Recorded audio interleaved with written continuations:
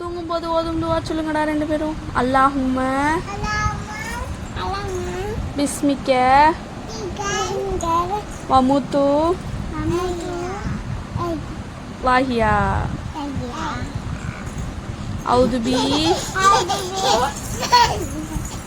அவுதுபி கலிமாத்துல்லாஹி தாமாத்தி குல்லிஹா மின் ஷரிமா ஹலக். யா அல்லாஹ் யா அல்லாஹ் எங்களுக்கு நல்ல தூக்கத்தை கொடுறா அல்லாஹ்.